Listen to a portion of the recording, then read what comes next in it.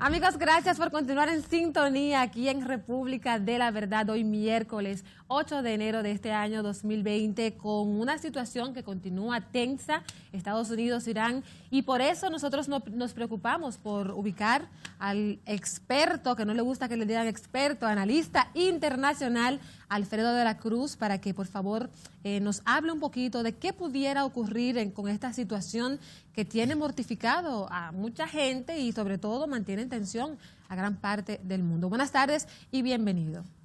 Muchas gracias, Patricia. Primero, las gracias a ti por la invitación. Claro que sí, y a ti por aceptar. Y al auditorio inmenso que tiene y que nos presta su atención esta tarde. Esta situación que está ocurriendo entre Estados Unidos e Irán, ya vimos incluso ataques de parte de Irán a estaciones militares en Irak, pero que pertenecen a Estados Unidos. ¿Cómo tú ves la situación? ¿Qué pudiera realmente ocurrir? Hay quienes están vaticinando, dimensionando tal vez la situación que pudiera desencadenar en una tercera guerra mundial.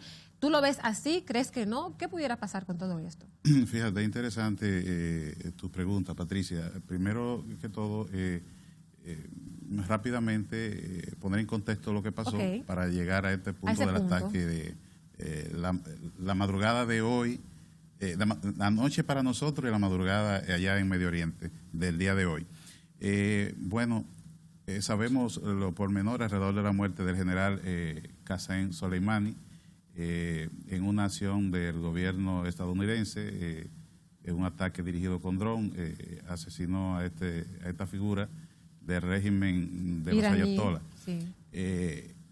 Irán, por su parte, prometió vengar esta acción de Estados Unidos y ciertamente el mundo está en tensión porque tenemos la primera potencia mundial y tenemos a Irán, la República Islámica de Irán, que es la potencia militar más poderosa en Oriente Medio, eso hay que estar claro.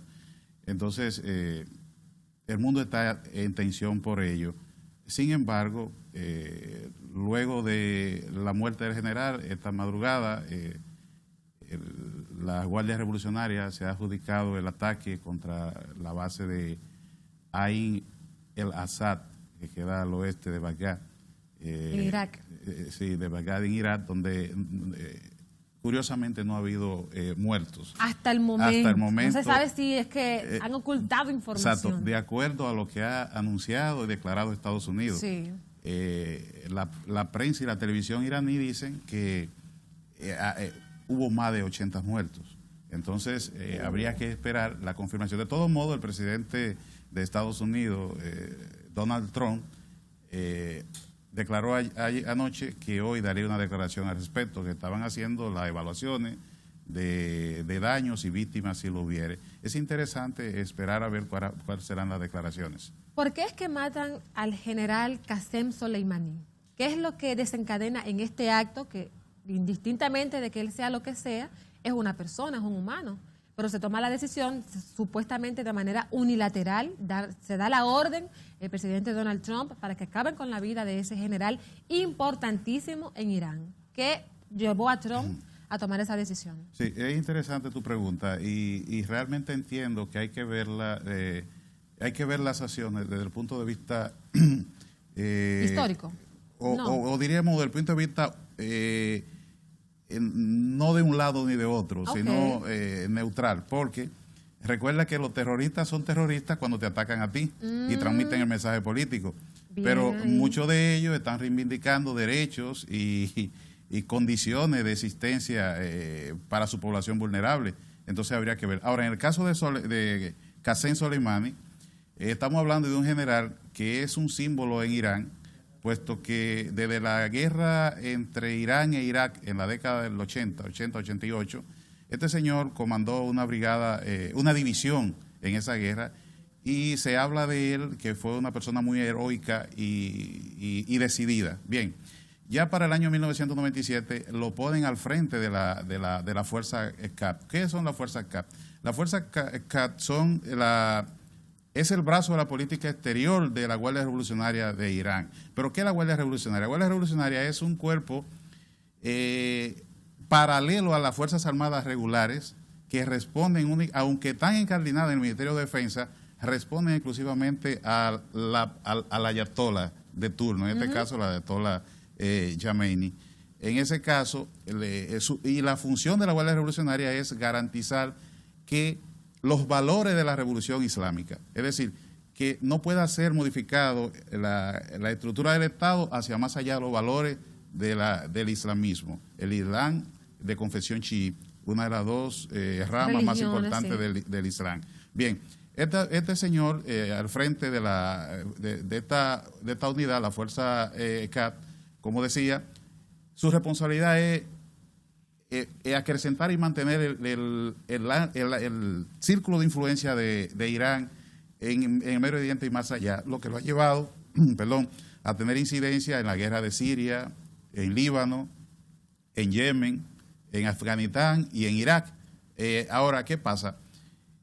Lo que pasa es que en Irak, Estados Unidos sufrió algunos atentados producto de intereses norteamericanos, producto de una situación social tensa que hay en Irak. Desde el año 2003, me imagino, cuando fue invadido. Sí, ha habido un descontento que tomó una nueva vertiente a partir de octubre del año pasado, con protestas, la gente cansada de la influencia iraní, hastiada de los soldados norteamericanos en su territorio, la corrupción, deficiencia en los servicios.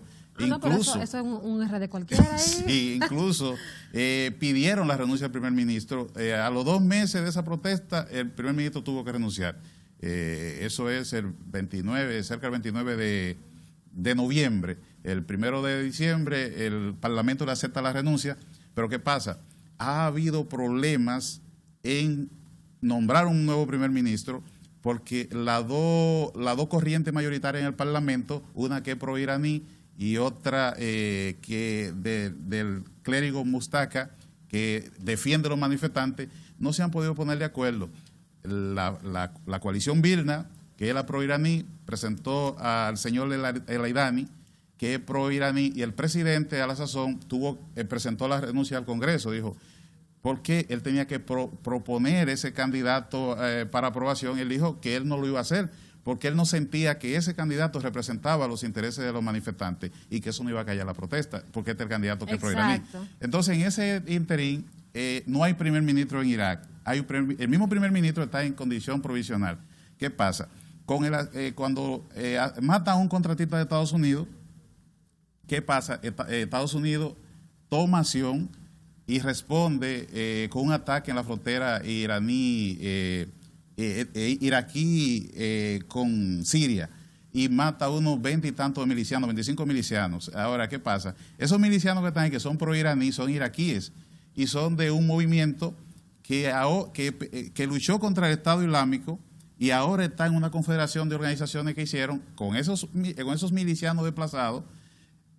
Por acuerdo fueron incorporados al ejército, por tanto son iraquíes y son indianos, son grupos irregulares, pasan nominalmente a ser militares.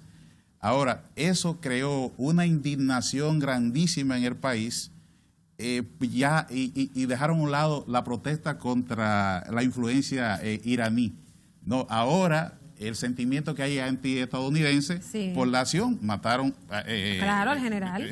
No, todavía no ahí. Esos son los milicianos pro-iraníes que son iraquíes.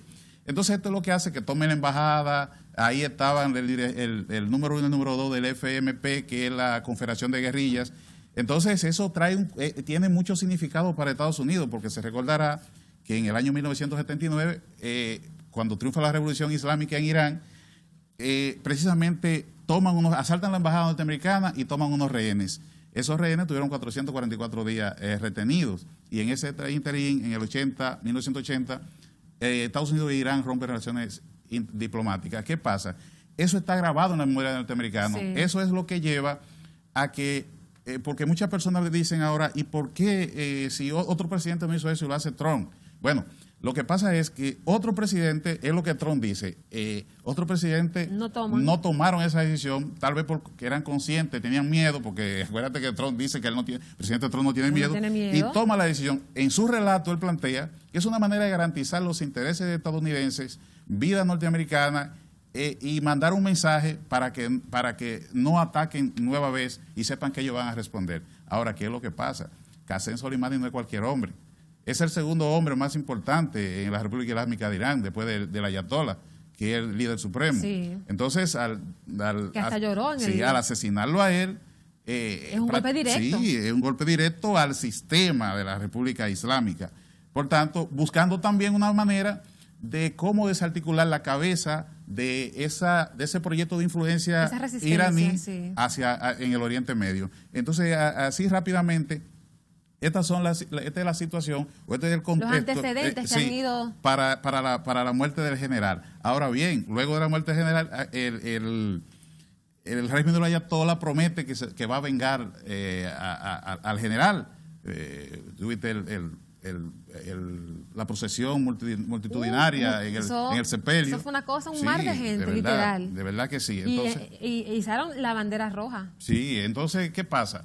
Dado esto, te soy sincero, a mí me sorprendió la reacción tan rápida de Irán, porque no pensé que iban a actuar así.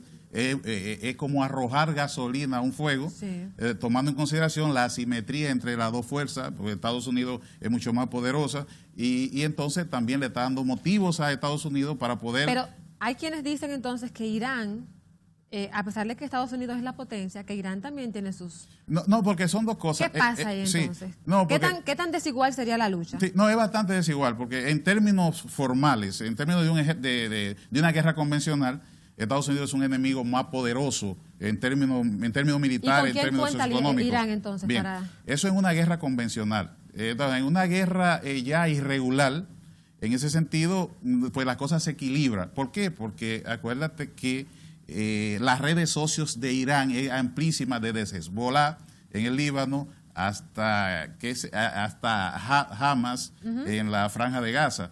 Fíjate, un movimiento que es de otra concesión, porque aunque son musulmanes, son del Islam, es del Islam sunita, pero igual está en su círculo de influencia. Entonces, estas fuerzas regulares y todas estas milicias que tienen Irak, por ejemplo, y en Siria, en Líbano, en Yemen, en Afganistán, bueno, estos grupos milicianos podrían hacer ataques a sus objetivos de intereses estadounidenses.